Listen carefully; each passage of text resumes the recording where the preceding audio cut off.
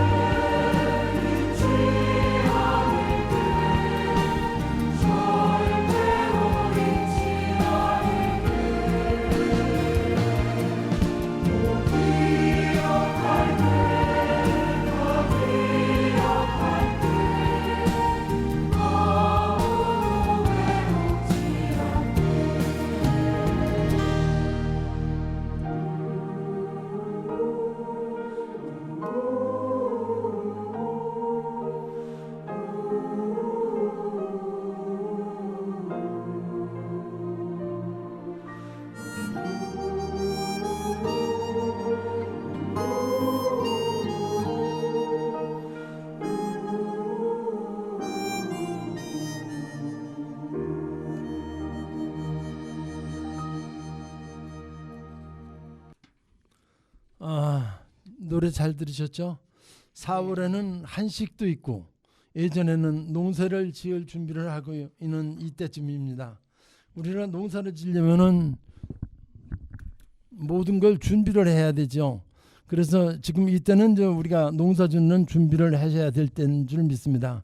우리가 어릴 때 농사 지을 준비, 어른들이 일손 도운 이야기, 또 자녀들을 키우면서 농사 지었던 얘기, 이런 얘기를 오늘 나누려고 합니다. 먼저 우리가 어릴 때 농사 지을 때 어른들이 일손 도웠던 이야기를 윤한선 씨와 한번 얘기해 주시기 바랍니다. 예, 저는 그 밭이 한 2,000평이 됐어요. 우리 부모님이 그 구입하신. 그 거기서 뭐 땅콩을 많이 심었어요. 그 땅콩이 그러니까 토질이 좀 물의 성분이 있는 데서 잘 자라거든요.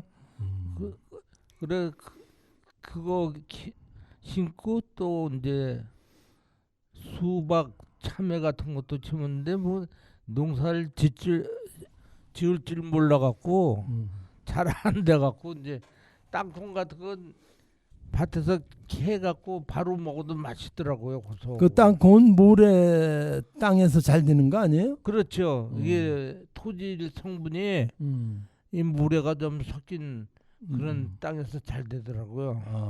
그 이제 농사 지면서 이제 그때 한창 젊었을 때니까 옛날에는 그 거름을 인분을 막 뿌리고 그랬어요. 그 밭에다. 그 똥장문 치고서 가서 막 뿌리고 그런 기억이 나거든요. 원래 이제 그 비료가 없을 때였었거든요. 그때는. 그렇기 때문에 그전에는 우리가 이제 그 인분이라든가 또는 거름 퇴비 같은 거 이런 거를 많이 했었죠. 그래서 우리 윤한선 씨 그 농사 지었던 얘기 아주 재미있게 잘 들었습니다. 그러면 또 자녀들을 키우면서도 우리 여러 가지 얘기 있었던 거 있으면. 자녀들이 뭐 그때는 안양에서 네. 그 이제 직장 생활을 했거든요. 그때 이제 큰아들은 이제 저기 서울 화곡동에 살 때 태어났고 애들이 이렇게 막 농사일 도와주고 그러지 않았어요? 그때는 농사 질 때는 결혼 안 했을 때 제가 결혼 안 하고 총각으로 있을 때 시골에서 그 농사 진 거고 애들은 뭐 그때 직장 다닐 때. 그러셨구나. 그러면은 우리 김정자 씨 한번 노래 봄이 되면은 나물도 많이 캐고 또 봄이 되면은 일손이 바쁘잖아요. 김정자 씨 한번 얘기 들어보겠습니다. 나는 옛날에 클 때에 봄이 되면은 강릉에는 이런 논두렁에 쑥이 많아요. 쑥 캐러 이제 친구들하고 이제 가가지고 그 논두렁을 쭉 나가면서 쑥을 많이 캐가지고는 또 보자기에다 싸고 또 그릇에서 한 그릇 되면 또 보자기에 싸서 그래가지고 가져와가지고 말렸다가 쑥깨떡도 해먹고 뭐 쑥보물이 이런 것도 해먹고 남는 거는 또 말렸어요. 생쑥을 말려가지고는 이제 다 그거를 뒀다가 겨울에 이제 설에 떡 해먹으려면은 그 쑥을 또 다 말려서 이렇게 방앗간에다가 가서 이렇게 발방아로다 이렇게 뽑으면은 그 부스럭지가 다 나가고 이런 솜털 같은 거 있거든요. 그래 그걸 놔뒀다가 이제 설 대목이 되면은 그 쑥을 이제 다 또 삶아가지고 울고 났다가 이제 쌀가루하고 빻아가지고 쑥 인절미 그걸 해 먹으면 엄청 맛이 있고 그랬었어요. 근데 그 강릉에는 냉이 같은 거는 많이 안 나와요? 냉이는 이제 그 전에 나오는 건데 냉이도 덜어 파다가 이제 냉이 콩가루 묻혀서 국수 끓여 먹고 나물도 해 먹고 이제 그랬지요. 뭐 우리들은 그때 어렸을 때는 우리는 강릉에서는 여자들이 농사 짓는 건 안 거들었어요. 그래가지고 그런 것만 하고 이제 그 봄나물 하면은 그 산 속에서 많이 나오는 나물이 많잖아요. 참나물이라든지 그런 무슨. 거는 강릉은 없어요. 그래요? 없어요? 우리 강원도 강릉에는 강원도라 해도 산골에는 산나물이 많는데 우리들은 그 산나물이라는 걸 안 했어요. 안 해봤어요? 네, 질갱이 뭐 쓴바귀 이런 거는 더러 해다가 이제 삶아 먹기도 하고 삶아 무쳐 먹기도 하고 이랬지만은 산나물은 깊은 산에 가야 있거든요. 오이순 같은 거 뭐 이런 것도 있고 뭐 그러던데. 예? 오이순 같이 생긴 나물도 있더라고요. 산 속에 많던데. 그런 건 몰라요. 몰라요? 예. 산골에서 나는 나물로는 우리는 모르고 아주 멀리 아주 밥을 싸가지고 새벽부터 가야지 그런 데 가서 뜯어오고 이랬는데 우린 그런 건 안 뜯어봤어요. 그건 안 해보셨어요? 예, 없었어요. 그러셨구나. 예. 우리 안정현 씨는 경상도 살면서 많이 했을 줄 아는데 산 나물도 종류가 많잖아요. 많아요. 많은데 저는 뭐 어디 논두개 가서 안 하고 밭두개 가가지고 친구들하고 봄만 되면은 가가지고 냉이도 캐고 달래도 캐고 쑥도 뜯고 뭐 하여튼 여러 가지 해가지고 난 논둑 밑에 밭둑 밑에 앉아가지고 친구들이니까 따뜻한 데 앉아가지고 오손도손 이 얘기도 하고 우리 아버지는 뭘 좋아하거나 하면 쓴바귀를 좋아하거든. 쓴바귀. 그걸 쓴바귀를 갖다가 삶아가지고 무쳐놓으면 그렇게 좋아하거래요. 쓴바귀. 예, 쓴겔. 아이고 우리 아버지는 쓴 걸 어떻게 끄고 잘 잡사요 이러면 외같이 성이 높으면은 쓴바귀를 잘 먹는데요. 근데 외같이 성이 안 높으면은 아버지는 어째 외같이 성이 뭔데 굽고 높아요. 그렇게. 아버지는 쓴바귀를 잘 먹고 저는 냉이 쑥 같은 거 좋아하거든. 안 쓴 거. 그래가지고 이제 그 콩가리 묻혀가지고 국 끓여 놓으면 맛있어요. 그게. 얼마나 맛있는 그래 먹고 그래 친구들하고 앉아 놀고 버들피리 꺾어가지고 따뜻한 데서 불고 재밌게 살았어요. 근데 그 나물도 종류가 많잖아요. 많아요. 꽃다지 그거 달래 캐가지고 달래순도 먹는 거 아니? 달래순은 산중에 산에 있어요. 달래순도 좋아요. 달래순도 뜯어가지고 보드랄 적에 삶아 말려놨다가 볶아 먹으면 맛있어요.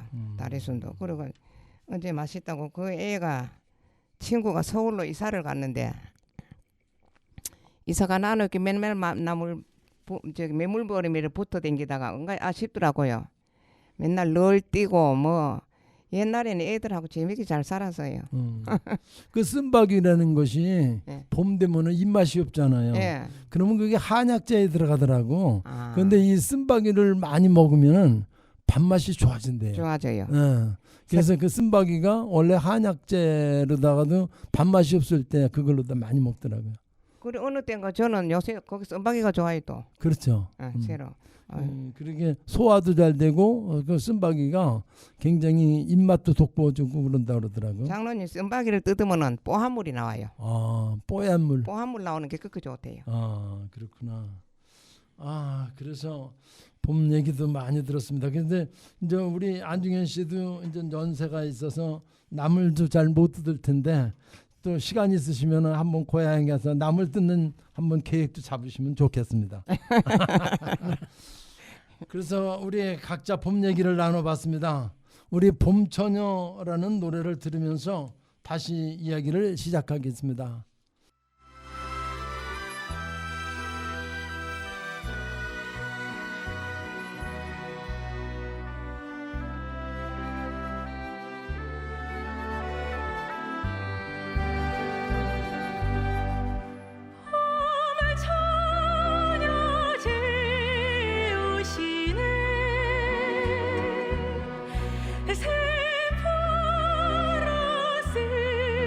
입으셨네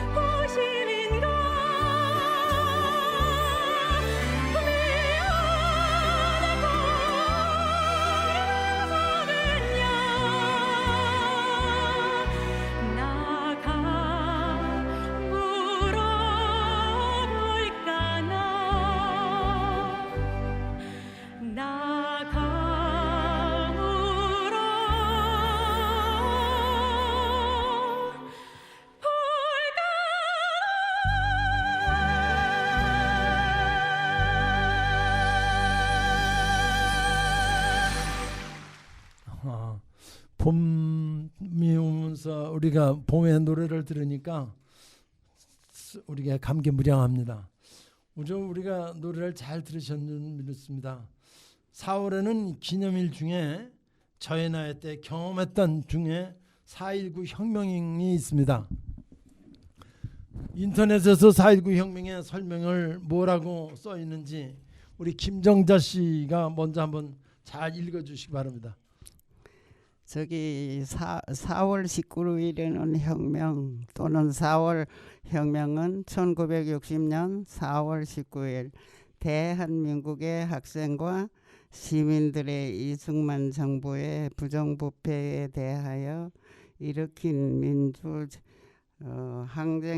항쟁이다. 3월 15일에 실시된 대통령과 부통령 선거에 자유당 정권이 이기붕을 부대통령으로 당선시키기 위한 개표 조작에 반발해 부정선거, 무효와 재선거를 주장하는 학생들이 시위를 시작했고 대규모의 시민들이 참여하여 전국으로 확대된 반독재 투쟁이자 혁명이었다. 부정선거 당시 이승만 정부 자유당 사전 투표함 바꿔치기 등의 부정선거를 저절했다. 3.15 마산 의거에 참여한 김주열이 실종된 지 27일 만에 4월 11일 아침 마산 중앙부대 앞바다에서 오른쪽 눈에 경찰이 쏜 체류탄이 박힌 채 시신으로 떠오른 것이 부산 일부의 허중 기자를 통해 보도되면서 시위가 전국적으로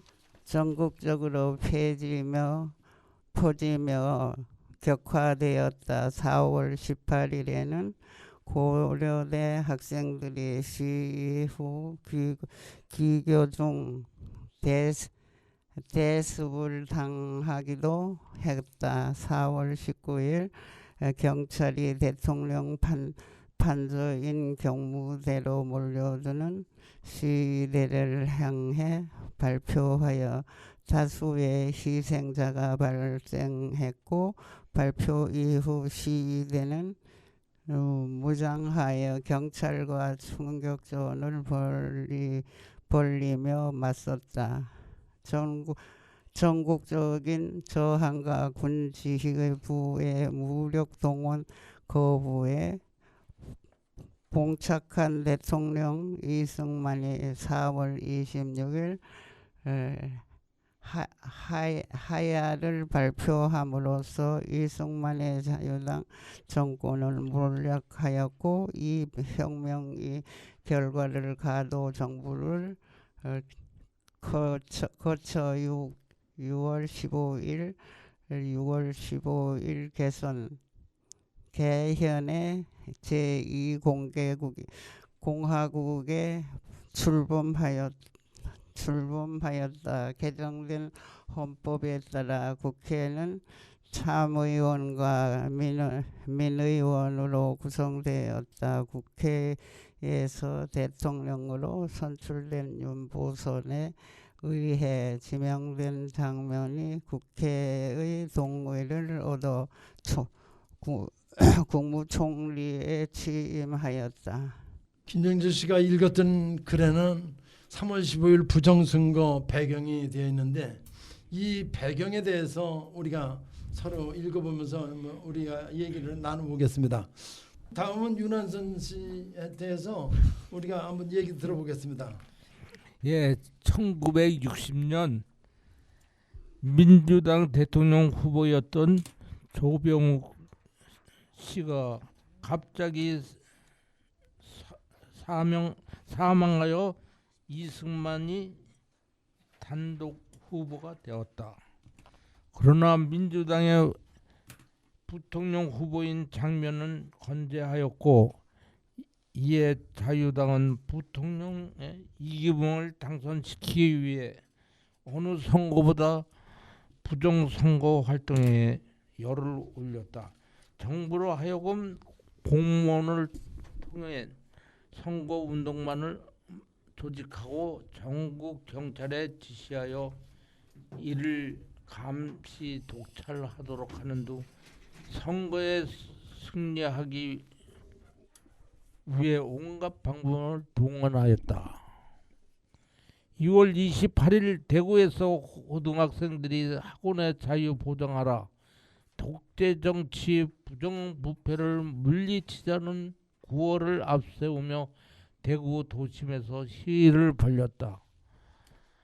2월 28일 대구 학생의거, 3월 15일 자유당의 대대적인 3.15 부정선거가 도화선이 되어 마산에서 부정선거에 대해 규탄 시위가 벌어졌다.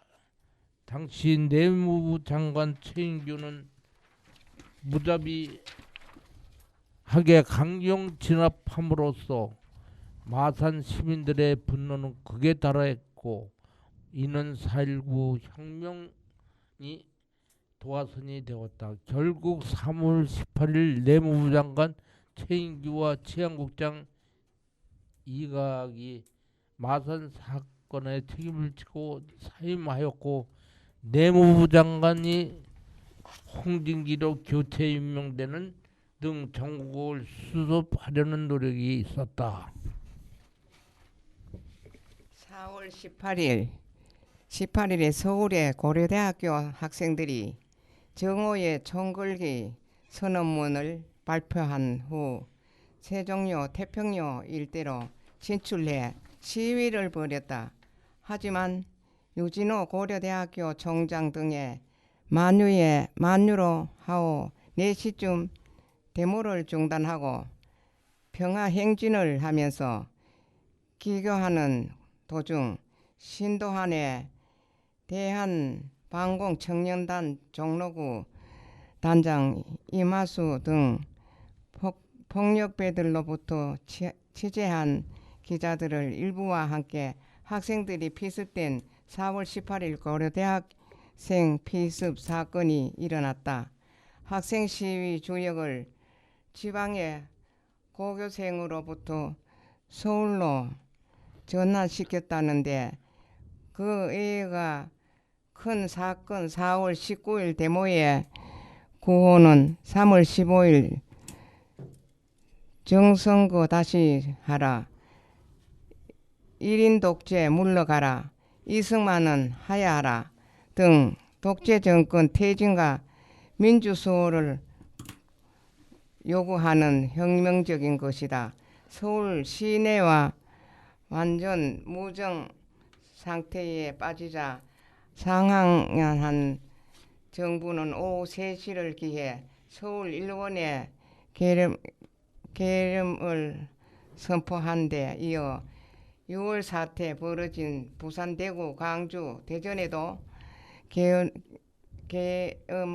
계엄령을 선포했다. 밤늦게까지 산발적으로 계속되던 시위는 송요찬 계엄사령관 필두로 계엄군이 서울에 진주하면서 일단 가라앉으나 하루 동안 시위를 서울에서만 100여 명, 부산에서는 19명, 광주에서는 8명 등 전국으로 총 186명 사이에서만 100여 명을 부산에서 일본에 또 올렸잖아요. 사망자 206명을 부상자라는 엄청난 희생을 냈다. 그리고 4월 25일과 4월 26일에 데모로 이어졌다. 오늘 우리 4.19에 대해서 모두 이 얘기를 잘 들었습니다. 또 우리가 있는 대로 우리가 생각해 보면 우리들이 한번 내 생각으로는 그렇습니다. 4.19 혁명이 왜 일어나느냐, 그건 뭐 더 중요한데 우선 부정선거가 첫 번째 주 요인이고 두 번째는 그 부통령 이기붕이를 부통령 시키기 위해서 만드는 선거가 그 바로 부정선거였었습니다. 근데 우리가 이제 그 이기붕에 대해서 지금 아시는 분 있는지 모르지만 이기붕에 대해서 내가 책을 보고 연구를 해보니까 이기붕이가 서울시장 할 때 너무 청렴결백하게 잘했다고 그래요. 또 내무장관 하면서도 얼마나 잘했는지 몰라. 근데 나중에 이기붕이가 몰락하게 되는 사건도 발생이 되죠. 근데 이기붕이 그 네 가족이 나중에 전부 다 죽게 되는 그런 역사도 일어나는 게 되는데 나중에 내가 이제 그 얘기를 이기붕이 그 암살 사건 또 살인 사건에 대해서 이후에 얘기를 드려보겠습니다. 근데 이제 내 생각에는 왜 이렇게 우리나라가 어려워졌었느냐면은 참 중요한 거는 6.25 전쟁이 막 끝나면서 우리가 너무 혼란했어요. 독립이 됐다는 그런 기분도 있고 들떠 있는 상태에서 너무 힘들었던 것 같아요. 근데 이제 하나님은 우리나라를 많이 사랑하셨어요. 그래서 우리나라는 세계 지도를 보면 아주 작은 나라인데 사계절이 분명히 있고 태풍이 와도 일본이 막아주는 그런 나라예요. 그래서 중국과 일본이 그렇게 많이 침략을 하고 결국 와서 2차 대전 이후에 미국의 힘에 의해서 우리가 해방이 되었고 많은 시련 속에서도 그때마다 하나님은 통치자를 세우셨고 통치자를 흔들려서 나라마다 그때는 위태할 때마다 민주화 운동이 이루어졌던 겁니다. 이 혼란한 시대를 그때마다 충성된 충신이 많이 나타났고 우리가 어려워지면은 그 간신들이 또 이렇게 많이 생기고 그랬습니다. 그래서 우리나라는 참 보면은 굉장히 힘들었던 그런 역사가 있는 것으로 내가 생각합니다. 이게 4.19도 보면은 우리가 혼란기에서 이런 문제가 생기고 나라가 제대로 정착되지 못한 상태에서 이런 역사가 이루어진 것 같습니다. 그래서 이제 우리가 4.19 이후에 우리가 많은 이야기를 해야 되는데 우리 노래 한 곡 들으면서 다음 얘기를 나누겠습니다.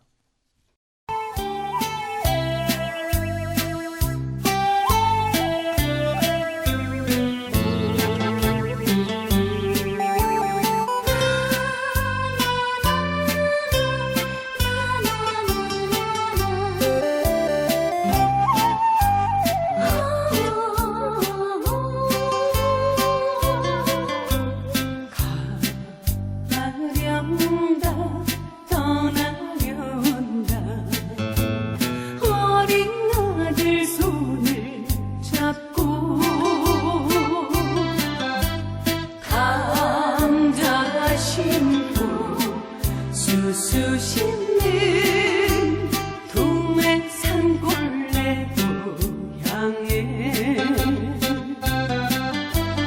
못 살아도 나는 좋아 외로워도 나는 좋아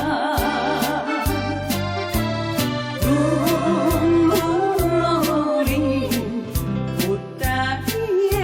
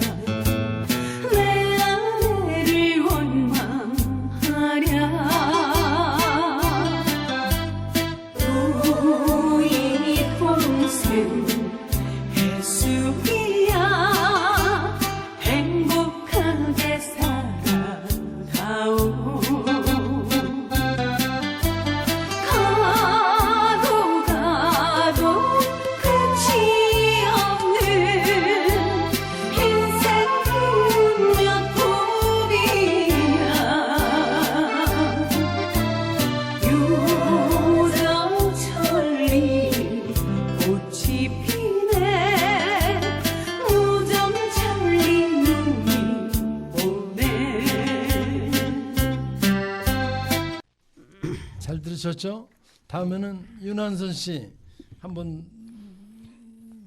예. 계엄령이 주춤했던 시기에 한번 얘기를 해주시기 바랍니다. 계엄령에 주춤했던 시는 시간이 감에 따라 더 번져갔다. 4월 23일 장면 부통령이 사임하고 민주화를 위해 노력할 것을 선언하였다. 4월 25일에 묵묵히 지켜보던 대학 교수들까지 시위를 함으로써 이승만의 제1공화국 무너질 위기를 맞고 있었다.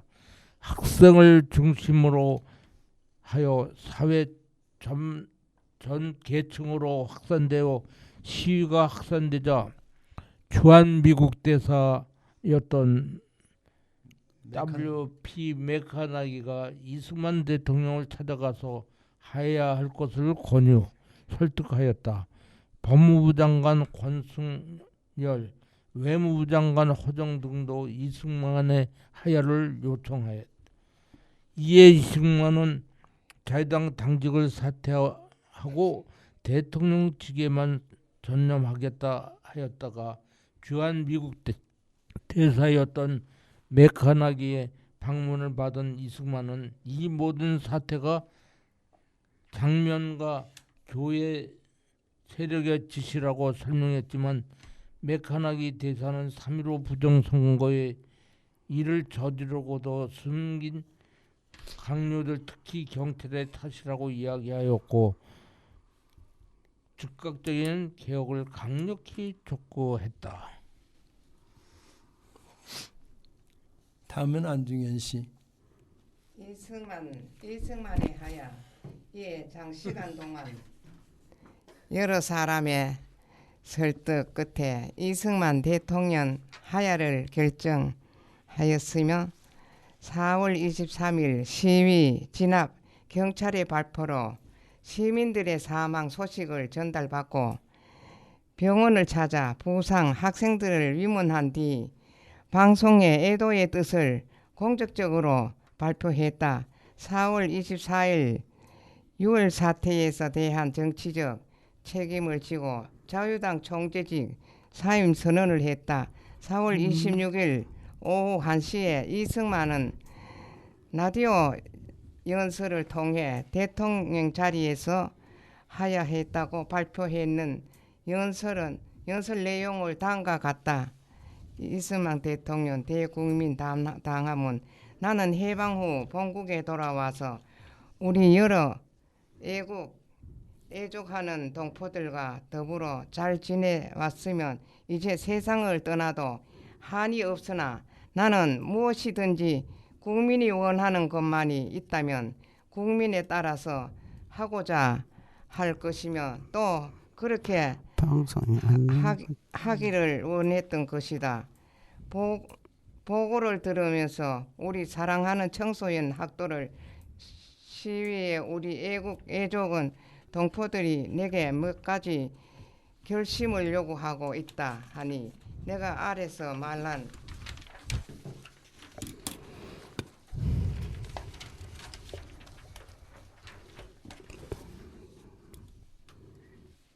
반대로 할 것이며 한 가지 내가 부탁하고자 하는 것은 우리 동포들이 지금도 38선 이북에서 우리를 침입하고 공산군이 호시탐탐하게 기다리고 있다는 것을 명심하고 그들에게 기회를 주지 않도록 힘써 주기를 바라는 바이다. 국민이 원한다면 대통령직을 사임하겠다. 3.15 정부통령 선거에 많은 부정이 있었다 하니 선거를 다시 하도록 지시하였다. 선거로 인한 모든 불미스러운 것을 없게 하기 위하여 이미 이기붕 의장에게 공직에서 완전히 물러나도록 하였다. 내가 이미 합의를 준 것이지만 만일 국민이 원한다면 내각 책임제 개헌을 하겠다. 단기 4293년 4월 26일 대한민국 대통령 이승만. 잘 들었습니다. 4.19 혁명의 의의를 우리에게 김정자 씨가 읽어보겠습니다. 김정식은 당시 사상계 기고를 통해 4.1 혁명의 의의를 7일자로 제지했다. 민주주의는 가열한 투쟁으로 이루어진다면 다는 것이고 이것만은 가치 있다는 것을 경험한 점, 혁명의 성공으로 애국으로 하여금 우리 민족을 높이 평가하게 하였다는 점, 혁명은 부정선거가 원인이나 그 근본 정신은 20년간 누적된 부패 정치와 사회악에 대한 항거였다는 점, 혁명으로 구체제가 무너지고 새 민주제 체제가 성립했다는 점, 혁명으로 반공 이태올로 기가 크게 약화되었다는 점, 혁명으로 세계 운동사에 참여하게 되었다는 점, 혁명으로 시민이 전체적인 개혁이 시작되는 동시에 한국 학생들의 정치 도덕적 갱신과 성숙의 계기가 되었다는 점이다.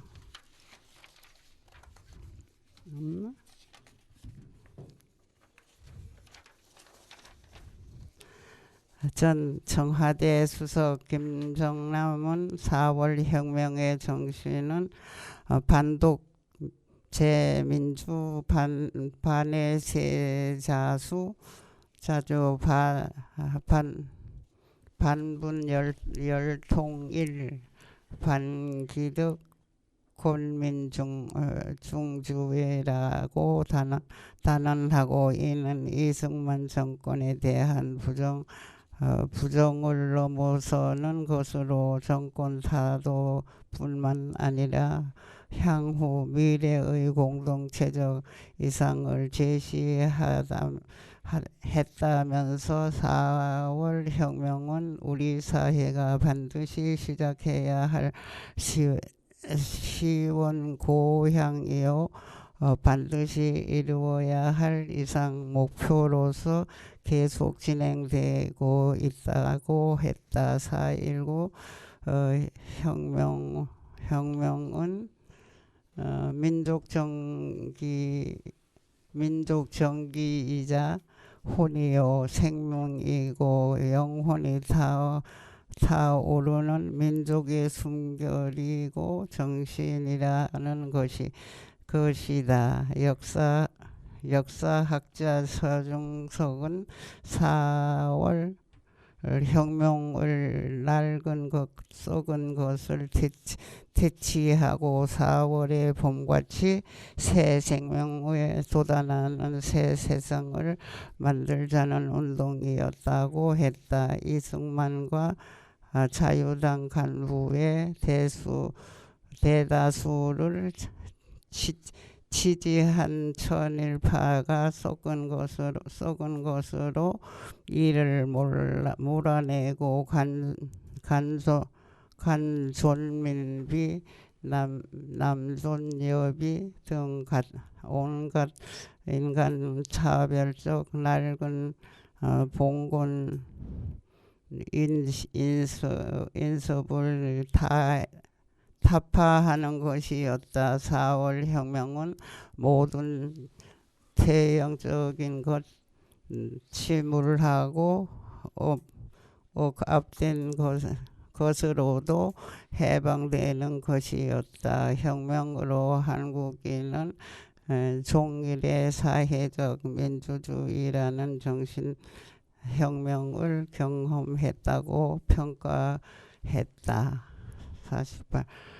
부정선거 다시 하라를 목표로 출발한 이 혁명은 대한민국 대통령 이승만이 퇴진과 이기붕에 대한 심판이라는 기대 이상의 성과를 얻었다는 평가가 있었다. 잘 들었습니다. 우리가 4.19에 관련해서 우리가 생각을 한번 나눠볼 필요가 있습니다. 4.19 혁명은 왜 일어나느냐?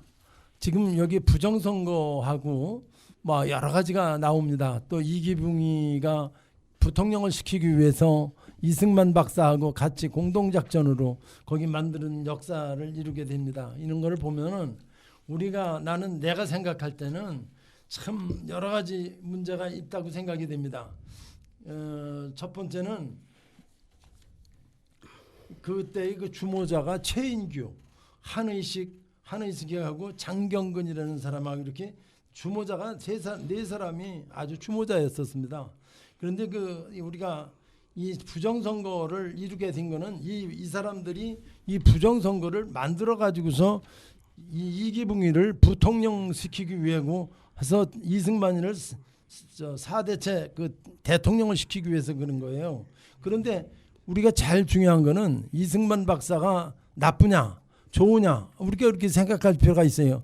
이승만 박사에 대해서 우리가 공부하고 연구를 해보니까 이승만 박사는 나라를 위해서 평생 동안 살다가 돌아가신 분이 이승만입니다. 그리고 이승만이는 정말 나라를 위해서 자기가 독립운동도 엄청 했고 외국 나가서 굶어가면서 공부하면서 그렇게 했어요. 그리고 나중에 이기붕이도 참 좋은 사람이었습니다. 이기붕이가 어떻게 해서 그렇게 살다가 또 이기붕이가 어떻게 해서 그렇게 죽었는지 아시는 분이 있어요? 이기붕이 죽은 거에 대해서 우리 김정자 씨 아시는 거 있어요? 몰라요. 몰라요? 제가 잠깐 말씀을 드릴게요. 이기붕이는 원래는 아주 성실한 공무원이었었어요. 이기붕이가. 그런데 나중에 이기붕이가 하는 게 아니라 이 주동자 이 최인규하고 한의석이하고 장경근이가 이 사회로 부정선거를 만드는 거예요. 그래가지고 이거를 만드는 바람에 결국 이기붕이가 이제 그 총선을 하는데 이게 데모가 이루어진 것이 이기붕이 물러나라 이기붕이가 전부 부정선거를 만들어냈다는 거거든요. 그래가지고 이기붕이 아들이 이강석이라고 육군사관학교 다니는 학생이 있었어요. 그다음에 이강범이라고 그 동생이 또 있었어. 그리고 이제 이기붕이 마누라는 박마리아라고 마리아예요. 그리고 이제 그 천주교 신자였었는데 그래서 네 식구가 살았었어요. 그러다가 나중에 그 사람들이 피해가지고 하도 데모가 심하니까 경무대 43호실로다가 피난을 했어. 그런데 거기에 이강석이가 권총을 들고 와가지고 아버지하고 어머니하고 이게 부정선거가 돼가지고 많은 사람이 죽었는데 이 책임은 우리 가족이 져야 된다는 거예요. 그래서 이강석이가 그대로서 아버지 어머니를 총을 한 방씩 쏘고 자기 동생까지 죽였어. 그리고 자기도 자살했어요. 그래서 이 자살 사건에 대해서는 역사상에 그렇게 자살되었다는 것만 있지 그 사건 경위 같은 거는 별로 안 나와 있습니다. 그래서 이 모든 부정선거는 많은 시민들의 고통도 있었고 또 그 피해가 너무 컸기 때문에 우리 가족 먼저 죽어야 된다 그래서 다 죽인 거예요. 그래서 이강석이가 전부 죽인 겁니다. 그래서 우리가 그래서 이기붕이가 거기서 생을 마감했죠. 그다음에 이 박사는 이승만 박사는 3기까지는 대통령 잘했어요. 그런데 4기에서 지금 이기붕이 때문에 부통령을 시키는 것 때문에 결국 나중에 하게 되죠. 그래서 나중에 이제 거기서 끝나게 되는데 원래 이제 나라가 원래 어려웠던 것은 그 전에 우리가 이 10년 전에 그 10년 전에 어떻게 했냐면 6.25 사변이 일었었잖아요. 그 6.25 사변도 우리가 한번 잘 생각을 해봐야 돼요. 6.25 사변 때 어떻게 되느냐면 우리나라 사람들이 독립이 됐다고 너무 좋아가지고 기분만 들떠가지고 있는 거예요.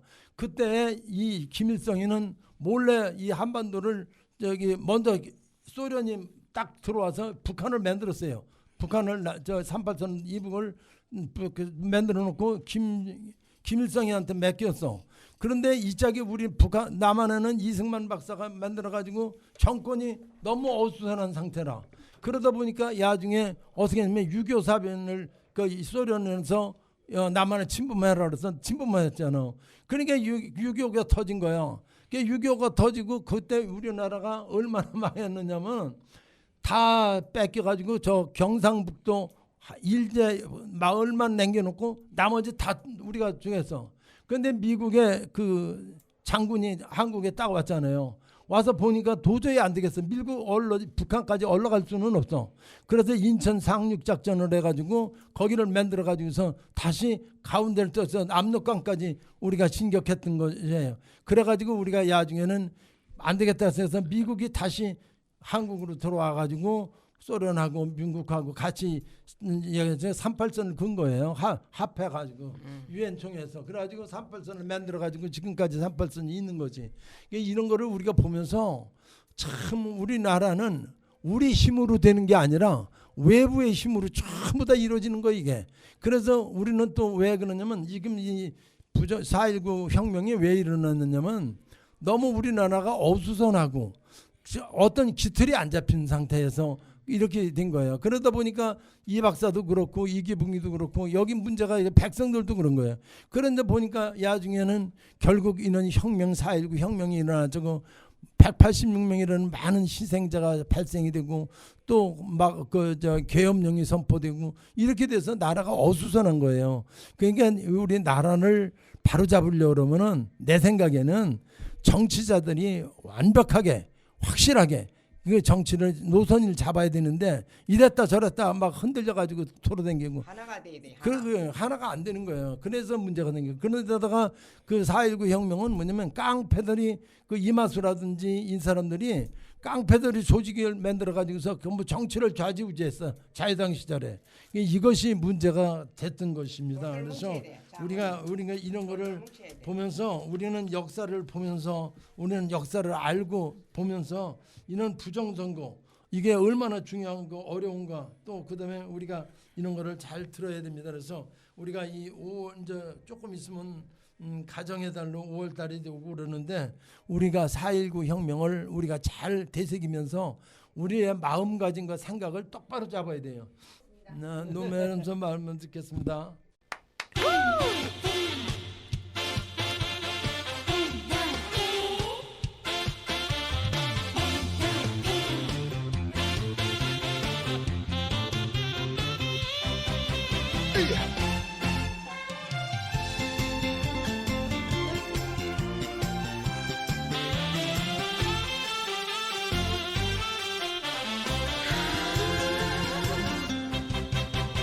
우리가 살면 얼마나 살아 길어봤자 8, 90 한 100년도 못 사는 인생 즐겁게 살아요. 누구나 세상을 살아가는데 기쁜 일만 있겠냐마는 그래도 사랑하는 우리 맘 나는 두고 살아요. 사랑하는 마음속에 엔돌핀 있고 그 미소 짓는 마음에도 엔돌핀이 있잖아요. 엔돌핀은 사랑의 메시지.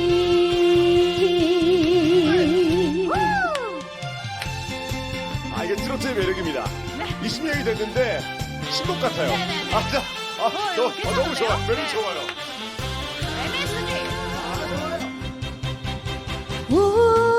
우리가 살면 얼마나 살아 어림잡아 8, 90 한 100년도 못 가는 인생 기분 좋게 살아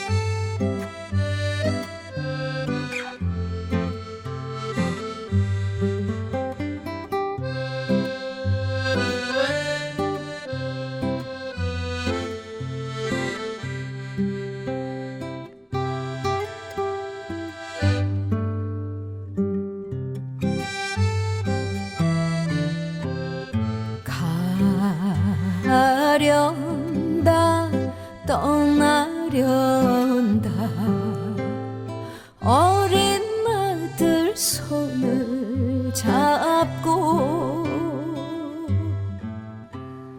감자 심고 수수 심는 두매 산골 내 고향에 못 살아도 나는 좋아 외로워도 나는 좋아 눈물 어린 보따리에 황혼빛이 젖어드네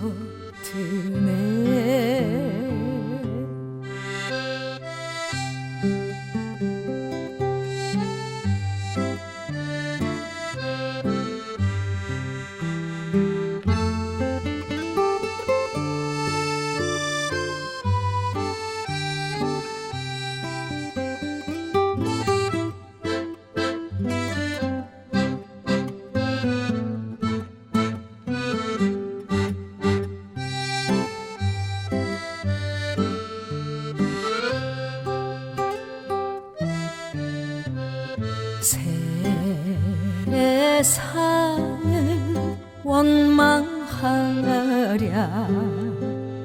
내 아내를 원망하랴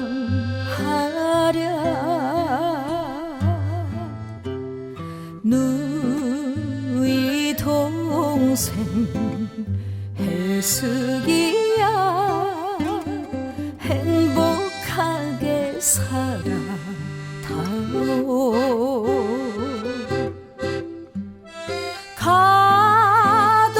가도 끝이 없는 인생길은 몇 굽이냐